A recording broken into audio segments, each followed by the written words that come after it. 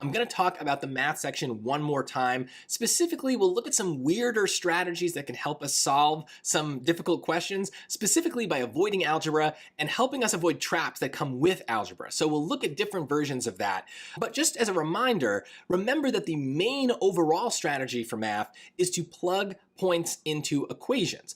A lot of times, if we're just starting a question, just ask yourself the same things. Do I have points? Do I have equations? If the answer to both of those is yes, just plug the points into the equations. If it's not yes for both, sometimes we can either make up points or use points in the answer choices or make up equations. There's lots of things that we can do to get back to this main idea. And the best thing about this is it centers us. No matter what math topic we've got, if we're thinking about points and equations, we're giving ourselves the same starting place. It won't work for everything, but a lot of the questions on the SAT are really just about plugging points into equations. So that is episode 5. If you missed it, go back and watch that. But let's look at 2 different variations that can help us plug points into equations. First, guess and check. This is not a new strategy for most of you. It's something you probably did when you were younger. You were taught to guess and check, but then as you got older, your teacher wanted you to solve all these equations and everything using real algebra, going the textbook method. But on the SAT, you don't get extra points for doing it the way your teacher or your textbook would want you to do it. You just get points for being right. So guess and check is back, and we are definitely going to use it to make a lot of the algebra disappear, and it's going to be faster and more efficient in lots of cases. This other strategy, arithmetize, is a little bit weirder, a little bit more just about like the SAT, and so that you might need some practice with. For now, these bullet points don't make a lot of sense, but hopefully by the end of this episode they will, so don't worry, be patient, we will get there. But let's start with something easy. Let's start with guess and check. This is a question where I would absolutely avoid algebra because the guess and check is so easy. Let's take a look. A rectangular room has a length of x feet and a width of x minus 13 feet. If the room has an area of 198 square feet, what is the value of x? Now, it's an easy guess and check because the answer choices represent something very simple from the question, right? What is x? X could be 9, 13, 22, or 31. In real life, we don't have a list of possible x's. X could be any number in the universe, so we usually need to do algebra to narrow it down. But it's already been narrowed down to 4 things for us. So let's just take a look and see what those would be, or what's going to work out the best.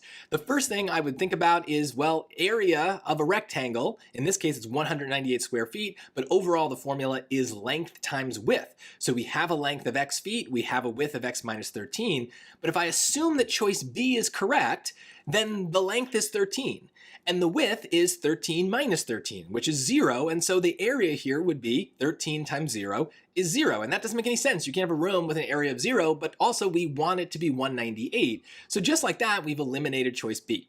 And I usually start with choice B just because it's one of the answers in the middle, and it does tend to be right. For whatever reason, most of the questions that can be solved with guess and check, the answer is B. So I don't know why that's the case. So it's just a good starting point. You always need to make sure that you check though. So let's take a look at the next biggest choice, right? Let's look at bigger dimensions. We can maybe get a bigger area. So choice C, 22 would be the length. The width we would have to calculate, 22 minus 13, that's 9. 22 times 9, you can do that in a simple calculator. It's 198. So that's it, we're done. Just like that, we know the answer is C. Very confidently, we can move on. We don't need to check the other answer choices.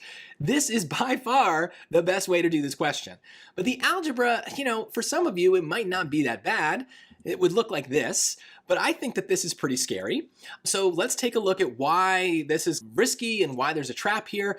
198 is equal to x times x minus 13. That's the exact equation we used when we were guessing and checking. That's area is equal to length times width, but this time the length and the width are both x's. So we have to deal with that. We would have to distribute the x, we'd have to create a quadratic, make it equal to 0, and then we need to factor that quadratic. And even with the calculator, I don't know, most people are not going to know the factors of 198 off the top of their head, so they're probably doing a lot of guess and checking there just to come up with the right factors, which happen to be 22 and 9, which are the same numbers that we found with the guess and check. But when we solve, we get x is equal to 22, same answer, and x is equal to negative 9, which doesn't really make any sense because if it's a dimension, you can't really have a negative dimension. But for some of you, when you see that x plus 9 there in your equation, there's just this temptation to maybe like skip a step or whatever. Choice A is there as a trap because they know you're going to just like see the 9 in the work and see the 9 as a choice and just make a connection that you shouldn't make because you're also rushing to get to the next question. The SAT knows the algebra mistakes that you are most likely to make. So they turn those mistakes into answer choices so that if you make the most common mistakes, you don't know it because your answer is there. You feel confident in yourself. And this is why the overall theme of this episode is avoid algebra. Algebra is prone to mistakes and it's prone to traps. And in most cases, you're not going to notice when you've gone wrong because the answer will be there. But with guess and check, there was no trap. It doesn't make any sense for any other answer. We've just proved it with simple multiplication. So in a lot of cases, if you can work backwards, that's going to be the way to go. It avoids algebra and is much, much safer. Let's look at another situation where a guess and check might help us. Here's a story question. A lot of my students hate story questions because they can't sort through everything at once. If we want to solve this algebraically, we're going to need to take everything into account at once and make a perfect equation the first time. But if we want to think about guess and check, we only have to do it one piece at a time. So let's take a look at all of it first and then we'll start to break it down. A worker who weighs 200 pounds loads an elevator with boxes weighing 49 pounds each. The elevator can support a combined weight of the worker and the boxes of no more than 2,100 pounds. What is the maximum number of boxes that the elevator can support along with the worker? So again, the answer choices represent something very simple from the question. In this case, it's the maximum number of boxes that the elevator can hold. So it's a very simple idea. In this case, the first place I would start is B, mostly because again, it's in the middle, but I do understand why maybe it makes more sense to start with D. I'm just gonna, for the sake of time, start with B here. 39 would be the number of boxes. We are told in the question that they weigh 49 pounds each, so that is 1,911 pounds. And again, I'm just putting this in the calculator, so it's not really like we have to do that arithmetic. Then they do tell us that the worker is included. He weighs 200 pounds, so let's include him as well by adding in another 200 pounds, and we get 2,111 pounds. But the question says that the weight can be no more than 2,100, so we're over, so that doesn't work. So choice B is wrong. Now, thinking just logically, it's probably A because we need to be less than this, so it's the only number that's less. But remember, it's not called guess and guess, it's called guess and check, so we should check choice A just to be safe, and it's really easy to do it. 38 boxes times 49 pounds each is 1,862. Add in the 200-pound worker, 2,062 is less than 2,100, therefore choice A is our answer. So this is really smooth. What do we really need to do here? Just multiply two numbers and add two numbers. That's about as easy as math gets. This is an SAT. This is like a middle difficulty question.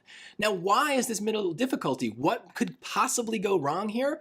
Well, if we do the algebra, like I said, we have to create an equation where everything is included right away and it has to be perfect. So in this case, 49 times x, the number of boxes, plus the 200-pound worker is less than or equal to 2,100. That's the correct inequality. We can solve it using basic algebra. Subtract 200 from both sides. We get 49x is less than 1900. Divide by 49 on both sides. X is less than or equal to 38.78, which is exactly what we got. The only number in our choices that is less than 38.78 is 38. But if you've got that algebra brain, I know some of you are going to do this. You're going to look at 38.78 and you're going to go, oh, that rounds up to 39. No, not in this case. And normally it does, but the story prevents that from happening here because in the elevator, you can't round up. You round up, the elevator collapses and you die. So we can't round up because of the story. And so if we're doing the algebra and our brain is just focused on letters and numbers, we ignore these pieces of the story that might make the difference. But if we're just doing guess and check, there's no trap. There's nothing that we could possibly have done wrong there other than enter it in our calculator incorrectly. So this, again, is the benefit of guess and check, is traps that are set for other people don't even matter to you because you found ways around them without even realizing it. So that trickiness of the SAT starts to dissolve because you're not thinking algebraically, you're not thinking conceptually, you are using real numbers to just prove your answer. The same way if this were real life, you would just use like some basic calculations to determine how many boxes can go in this elevator. So guess and check is much more in line with the way that we do math in real life. Algebra is not. I'm 35 years old. I do not use algebra other than teaching SATs very often in my life. I can promise you that. Let's look at another question here. This one definitely harder. We can see the algebra right away in the question.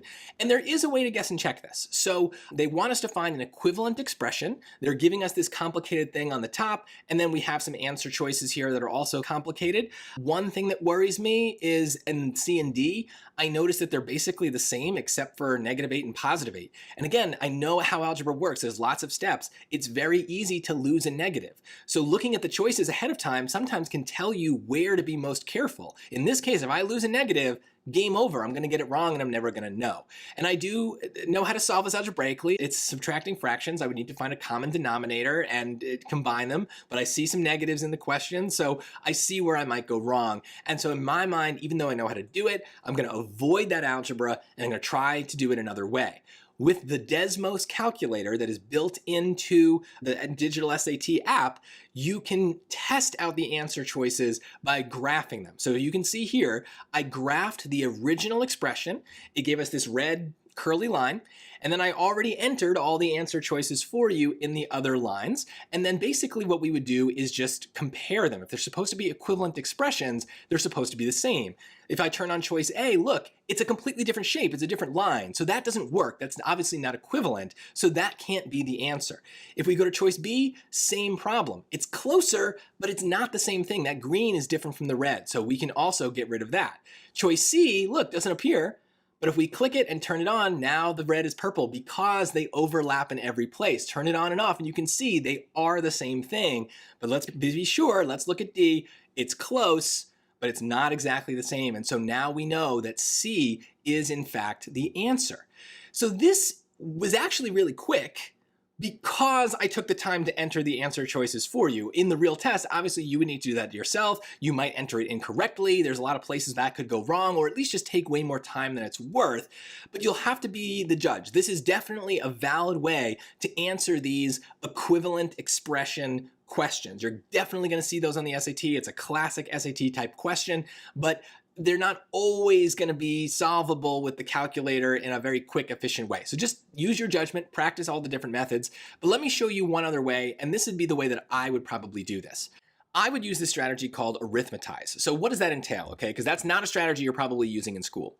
Basically, remember that our main math strategy is to plug points into equations. Well, it looks like we have equations here, right? There's no equal sign, but the question itself says that they're equivalent. So it's like an implied equal sign. So there's equations, but there's nothing to plug into them, right? They're never asking me to solve for x. There's no x values anywhere here that I can come up with. So basically, what arithmetize is if we have equations, but we don't have points, a lot of times what we can do is just make the points up. So we can make up a value of x and see what happens with that particular value and then compare the original question to the answer choices. This is especially helpful on these equivalent expression questions because they're not asking you to solve anything. If they're asking you to solve for x, you can't just randomly make it up. But if it's not part of the question, if it's just this kind of carry through that's just there at the beginning and at the end, then let's just make up some easy number, right? So the easiest number I can think of is 0 because it has these amazing properties that just wipe things out. So what I would do is I would just write that on my page so I don't forget, and then I would either in my head or on my page plug in 0 for all of the x's in the original question here. So that it's now 3 times 0 over 0 plus 2, and on the other side 0 minus 4, right? So I could do this in my head because 0 is so powerful, but basically you're just simplifying at this point, bringing it down to a single number. So the left part of the term, that's all just going to be 0, and then minus 4 over -4, which is minus -1, which becomes +1. And I highlighted that because that's like my magic number. That's my goal. I want that number. But that's not an answer choice, obviously, because the answer choices are also, heavy on these x's, these variables. So we have to convert those x's as well into numbers. So if we make x 0 for the top, it's going to be 0 for the bottom as well. It's going to be the same for all the choices. So basically just plug it in. And if I do that in choice A, the 3x is going to go away because 3 times 0 is 0. And it really just comes down to -4 over 6, which is not equivalent to 1. Therefore, these are not equivalent expressions, right? Think about it. If they were equivalent expressions, when I put a number, the same number, into both the top expression and the answer choice, they should produce equivalent results. They should both give me the same number, and -4/6 is not the same as 1, so A cannot be an equivalent expression. We do the same thing with B. It's got a little bit more work here, but the top would become -4 very quickly. The bottom is now 2 times -1, which is -2. -4 over -2 is 2, and that also is not equal to 1, so that's going to go away.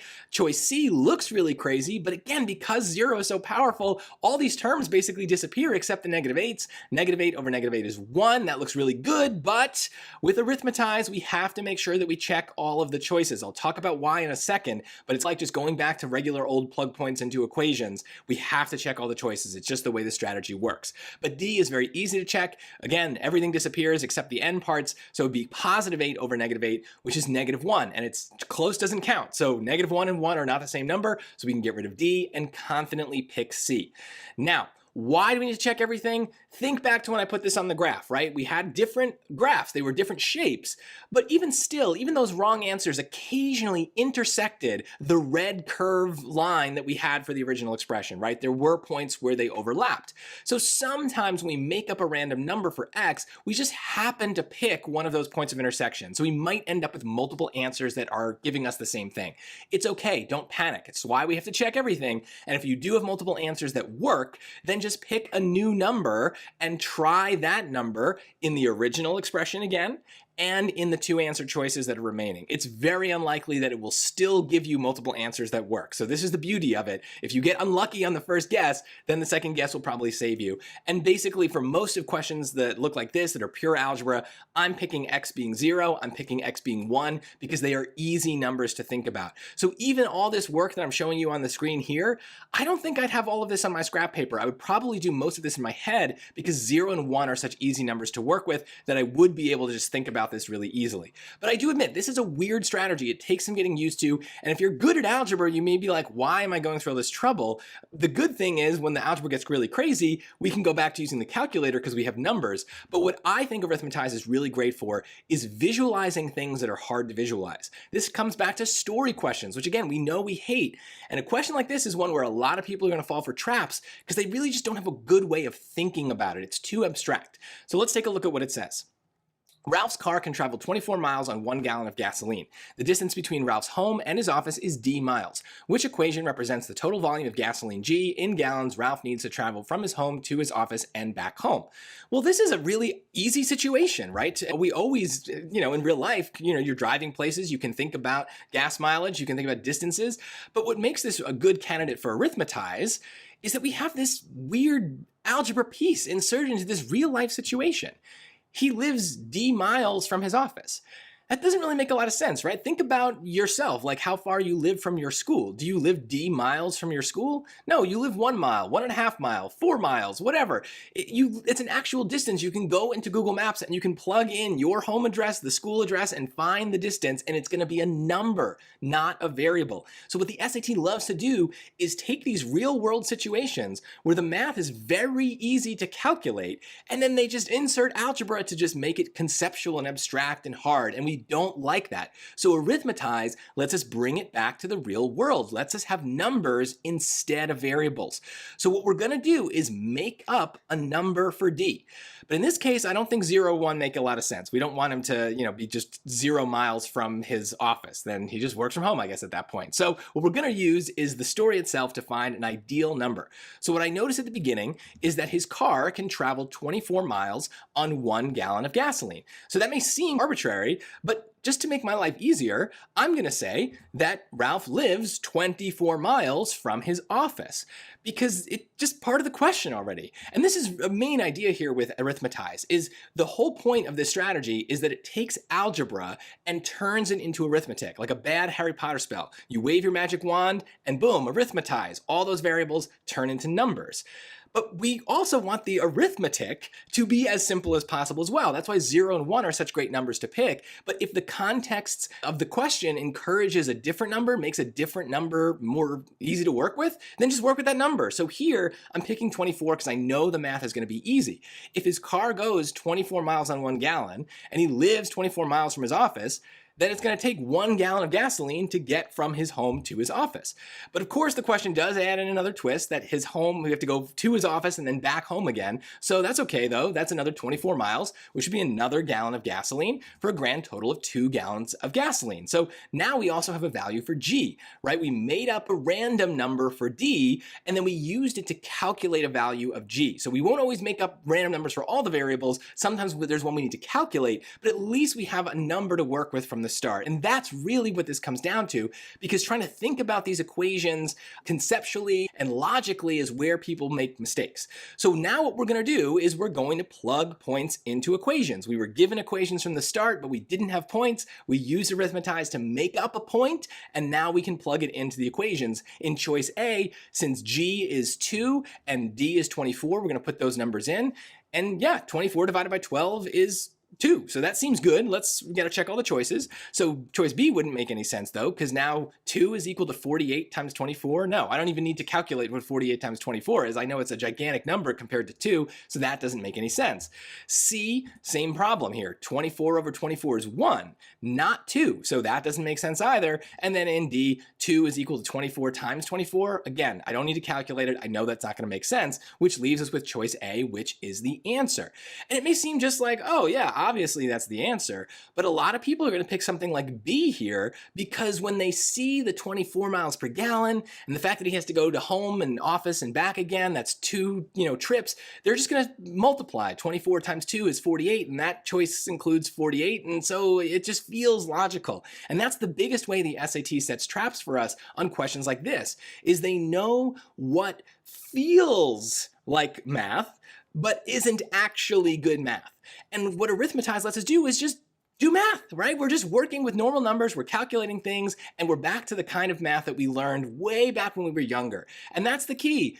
Even if you're really great at algebra, I promise you, you're better at arithmetic, right? Everyone is. That's why we learn arithmetic when we're 5 years old, and we don't learn algebra till we're like 13 years old, right? The brain needs to develop to handle that increased complexity. But when you're on a timed test where you know they're trying to trick you, we want to decrease the complexity, and arithmetize lets us do that. Guess and check lets us do that. So that's the main idea for the math section, is as much as possible, we want to reduce the chance of a mistake, and these strategies let us do this. So my advice is, on the next practice test that you take, really look for opportunities to work backwards from the answer choices and guess and check. Look for opportunities to do this arithmetize strategy. Start with 0 and 1 and just see what happens. It's going to be hard at first. It's not going to just be natural because you haven't been doing math in this way for many years now.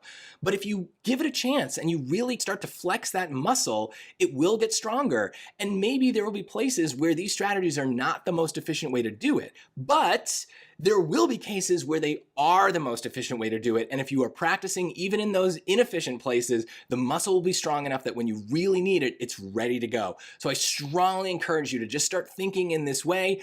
And anytime you take a test, make sure you mark off questions that you find difficult, because when you use my videos to review the test, you can review ones you got wrong, ones that took a lot of time, ones that you found confusing, and my explanations will always emphasize a strategic approach if there is one. So maybe you still solved it, but I can maybe help you solve it faster using one of these strategies. So please subscribe to my channel so that you make sure that you have all those resources available for when you take and review practice tests.